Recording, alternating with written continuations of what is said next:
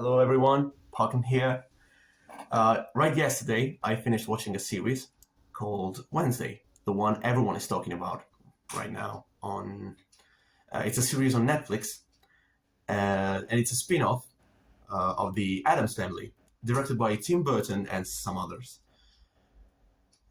So, although the series is full of some literary tropes and cliches, and so consequently it lacks some originality, it still turned out to be a really, really pleasant adventure in this fantasy world full of sirens, werewolves, other creatures, and moreover, it was a pleasant discovery of the subconscious and struggles of this renewed version of Wednesday Addams, a version we are not used to, an older version which is forced to change and mature, facing the consequences of her actions. So, without further ado, let's discuss the points after the cringy intro.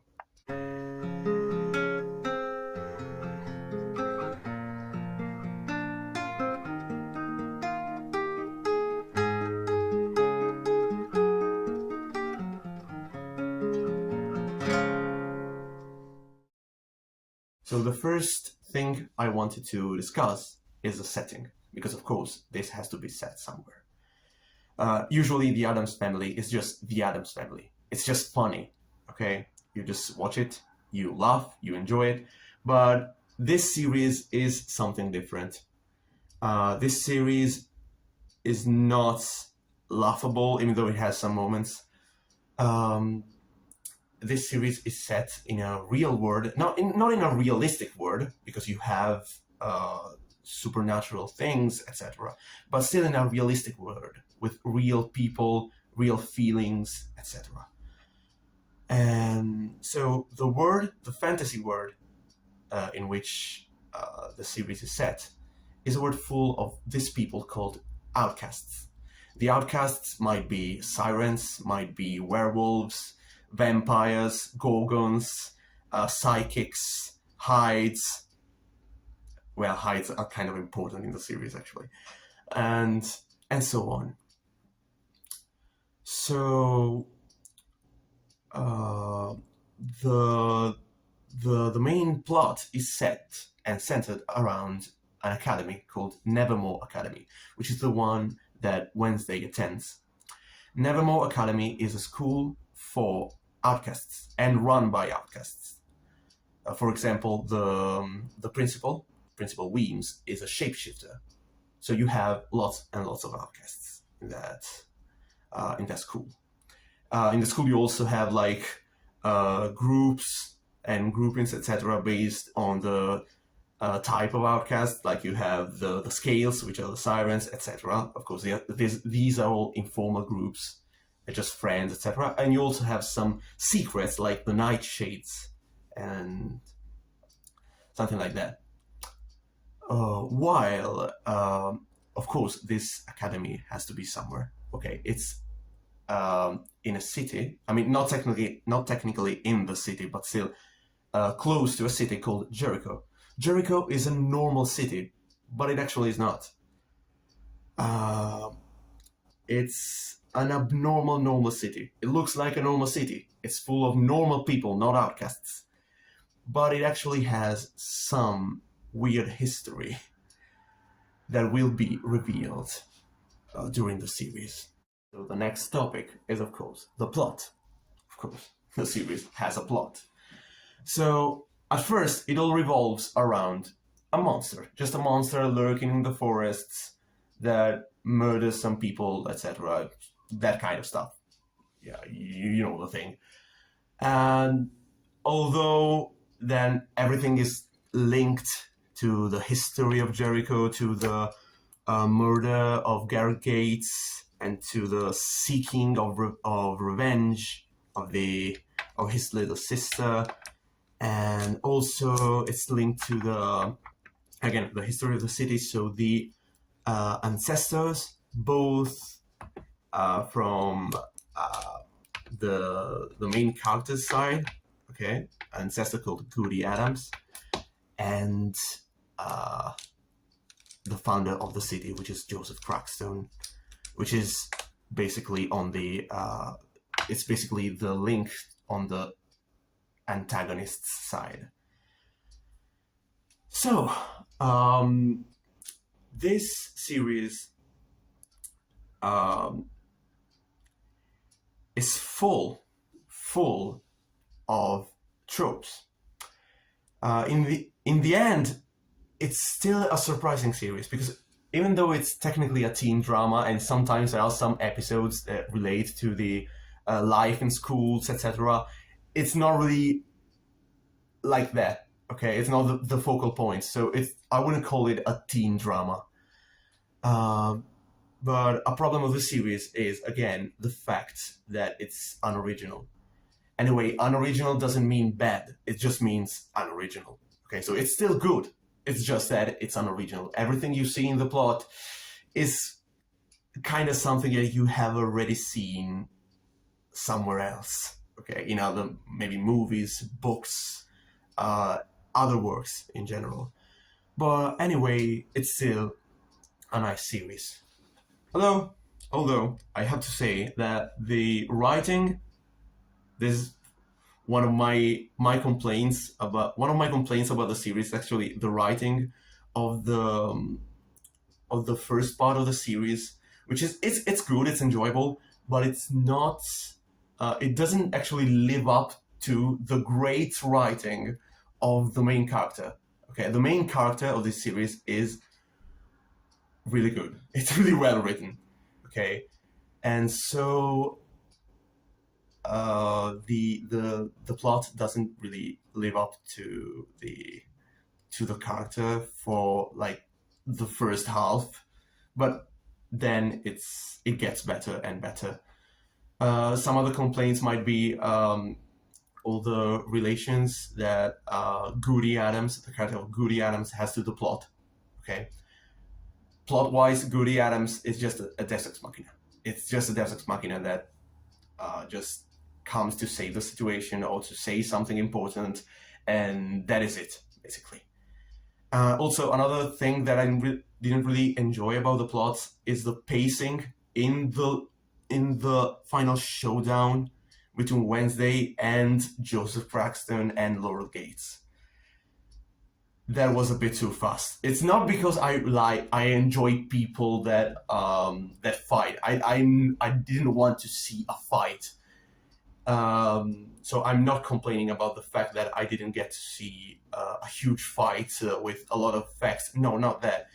It's because it didn't actually pay off that much, because it was too fast. Okay, the problem was solved too fast, let's say. But anyway, the plot is still an enjoyable plot. Again, unoriginal, but still enjoyable. And so here we are now at the best part of this series, which are the characters. The characters of this series are just astonishing, and I didn't expect it. No, not at all. I thought at first it was just a teen drama, so I was expecting like that the best part about the series would be, I don't know, the fact that maybe it's lighthearted, that it's, I don't know, laughable, but it was not. It's the characters. In fact, in particular, the main character, Wednesday Addams. This version of Wednesday Addams, even though it's different, okay, it's a different Wednesday Addams. It's not the Wednesday Addams we are all used to, okay, but still, it's a great character with great writing, and we get to see a great insight of her personality. Okay, it's a personality that she just doesn't show, but she clearly has a personality. And anyway, Wednesday Addams, I like to call her a character that could not just remain unchanged. Because again, this is not the Addams family we are used to. This is a world with real people and real feelings. And in a world of real people and real feelings, so not of exaggerated characters. What is an exaggerated character like Wednesday Addams? A sociopath. Wednesday is just a sociopath. She has problems with friends. She doesn't make friends. She doesn't care.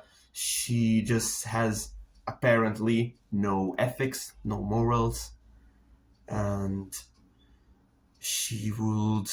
This is something that actually gets said in the series. She would use everyone to do what she wants without thinking about the consequences. And the thing I really liked a lot about this series was actually the development. Again, the development. Wednesday just couldn't not change. She had to change because in this world, she has to face the consequences of her actions. I just love consequences. Okay, I love consequences because consequences are what forces characters to develop. Not the only thing that forces characters to develop, but still, its consequences are one of the things that force characters to develop. And Wednesday is a perfect example of this. And we get a development which is really, really Tim Burton style. Okay, really, really Tim Burton style. So in the beginning, she says, I won't do X, Y, Z. And so then in the series, she does exactly X, Y, Z, etc. This is a kind of development which is really, really, really Tim Burton style. Not only Tim Burton, but anyway, he does it a lot. And so we can see Wednesday say, I will not fall in love, for example. And she does in the series. I will never cry anymore. And she does in the series. I'm not a hugger. And she does hug Enid in the series in the end, etc. This kind of development is one that I really particularly enjoy. I really enjoy when I watch a character, when I'm watching a series and I see a character and I realize that the character has just done something that in maybe the last episode or some episodes ago wouldn't have done it, or maybe would have done it differently, etc. Not, of course, in a way that makes you say, oh, because that is out of character. If you realize it on the way, that just means that the character went out of character. But if you realize it after, but at that time it seems perfectly in character, it means that it was perfectly in character and the character actually matured. The character developed. It's now a different character, but it's still the same character at the same time. I love this kind of writing, and Wednesday Addams in this series is a particular example of this. Other really, really good characters in this series are Xavier Thorpe. Okay, Xavier Thorpe. He's an artist, and he's like the lonely artist that has a shed and paints a lot. And Xavier is like the true victim of all the things, because he actually gets in the end. I mean, not in the end, but still, he gets set up and arrested, even though he was totally innocent, because Wednesday was outsmarted. A particular thing about the development of Wednesday is this thing that she gets outsmarted. She's not used to it. And so, in the last episode, when Tyler confronts Wednesday, asking her how it feels to lose for once, you can see that she has never felt that before, and she's actually in fear, in total fear. Probably she doesn't even realize it, but she's in fear, which is something new for her. So Xavier was jailed, etc., because Wednesday wasn't smart. Outsmarted, yeah. Anyway, other great characters. I actually like Tyler Galpin, which is the son of revenge, basically. It's really a good character. Again, it's kind of an archetype, but still, it's archetype doesn't mean bad, so it's a nice character. We humans like to see archetypes in the end, so it's okay. And other characters I enjoyed were Enid Sinclair, with a character arc. I mean, it wasn't the most important character arc ever, but anyway, it was still a good character arc. The fact that she couldn't wolf out, she's a werewolf, but she couldn't transform. And in the last episode, she actually manages to transform. It's really a nice conclusion of a character arc. Then you also have Bianca Barclay. She's a nice character, but she isn't really that. You don't really get that much insight of her. And then another character I like is Eugene. Hammers stay together. What did he say? Yeah, hammers stay together. Something like that. Again, that's a nice character. Eugene is a nice character with his perseverance and his weird love for bees. I mean, everyone got his passion, I guess. Another nice character for the plot related things is Laurel Gates. Laurel Gates, it's a really nice character. Again, it's archetypal again, but still, it's a nice character with a story of like it going incognito, etc. Some characters that I didn't really enjoy though are Goody Adams and Joseph Crackstone. Because Goody Adams is just a Deus Ex Machina. Okay, she's kind of flat, and she's just there to save the situation when she's needed. And Joseph Crackstone is just, the classic plot thing, or let's say the archetype is that, the antagonist wants to resurrect the Demon King to destroy the whole Earth, etc. And so Joseph Crackstone is just the role of the Demon King. Of course, he's not a Demon King, but you got what I mean. And so Joseph Crackstone just appears and dies. I mean, and he is really, really flat again. But anyway, I don't really expect every character to be perfect in a series, so it's still okay. And final point. So at last we got like the technical side. Okay, so we got Tim Burton. Tim Burton is just Tim Burton. I don't really have to add anything else. It's Tim Burton. Okay, there are some shots in the series that just shout, "I am Tim Burton." I just love them. Like, for example, the room. I mean, Wednesday and Enid's dorm room, which is like split in half. One part is black and white, and it's the part of Wednesday, and the other part is where Enid's bed is, and it's all colorful, etc. As their personality and such. That is really, really, really Tim Burton-ish. Okay, I love that shot. And the score is really, really great.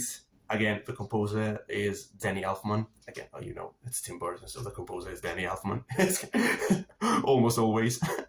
And Danny Elfman is just Danny Elfman. He's really, really good. But sometimes in the score, they used other like some other things. Like at a certain point, there's a cover with strings of "Nothing Else Matters" by Metallica that is just amazing. It's amazing, and I really, really enjoyed listening to it while also listening to Wednesday's monologue about the research of truth and the uncovering of truth. It was really, really nice. And also they used Gugu Mak by the Cramps, okay, in the famous dance scene that everyone is obsessed about. And I mean, it's a nice scene, but I don't get all this obsession with that scene anyway. It's a good scene, but there were better scenes even in the very same episode, so I don't get all the things, but anyway. Something else that I don't get is why that scene became viral with a song that is not actually used in that scene, which is Bloody Mary, I think, by Lady Gaga. Why? It's not used in the series. But anyway, the score again is really, really nice. And the last shout out goes to the acting of Jenna Ortega. Jenna Ortega is an actress that I didn't know. I didn't even ever hear her name. Okay, I didn't know she existed before I watched this series.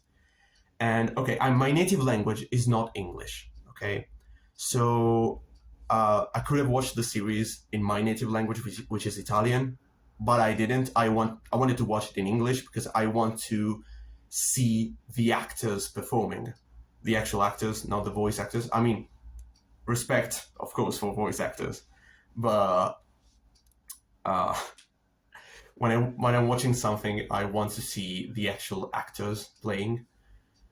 So I watched it in English, and I was just astonished. The acting of the series is really, really good in general. Okay. Also, other actors like the one that plays Xavier. I don't remember his name, but anyway, that's a really good actor. Or the actress that plays Enid. I think it's Emma Myers. She's really, really good as well. But Jenna Ortega is just astonishing. She was just astonishing. It takes a lot. It takes a lot and a lot of skill too to play a character like Wednesday Addams. And again, this was another version of Wednesday Addams, but still, it was really, really. I mean, it's a really difficult character to play. You can see why. You have to be totally unexpressive while being totally expressive at the same time. Because Wednesday Addams is not unemotional. She has emotions. It's just that she doesn't show them. But some of those emotions have to slip. And so to play that character well, you have to remain unemotional. But in your eyes, the people that are watching the series have to be able to see some of the emotion. That is difficult. And Jenna Ortega totally nails the performance. She's perfect. The voice, the body language, everything is perfect. She's really, really amazing. She was really something that I didn't really expect in this series. So in the end, let's say that this series is really, really a nice series, a really valid series that deserves to be watched. Of course, if you enjoy this kind of series. I cannot say, of course, that it was a breath of fresh air because it wasn't that original. Unoriginal doesn't mean bad, but it still means unoriginal. So it wasn't a breath of fresh air. But I still really, really enjoyed it. I also wanted to talk about, I wanted to discuss about my favorite scene because I see that everyone's favorite scene is the dance scene. I have already said what I think about that scene, so I won't repeat myself. But anyway, my favorite scene is that one where Enid leaves the dorm room after the the another time that Wednesday does her plans and, let's say, puts everyone in danger. Enid leaves the dorm room and Wednesday has to face the consequences. Wednesday is alone. And for once, she says that usually she enjoys being alone, but this time she's not sure why. It doesn't feel so good. This is, of course, a huge moment of character development. I just loved that scene. I loved to see it. There are also some other honorable mentions, like when Thing gets stabbed and we can see Wednesday cry. Again, that is, again, character development. But anyway, this means that even though she actually says that being attached to people and things is a weakness. She is actually deep down, of course, because she just is. Even though she's a sociopath, she still is human. You can see it even in the beginning. Okay, she actually cares about her little brother Pugsley. So she is human. Her development has to spark from somewhere. There was, of course, an inner flame of humanity within her since the beginning. And we can see it burst out when Thing gets stopped. So, in the end, to close things up, my score on this for this series, well, I cannot give it a 10 out of 10 because it's not a 10 out of 10. Even 9 out of 10 is a bit too much, but 8 is a bit too little.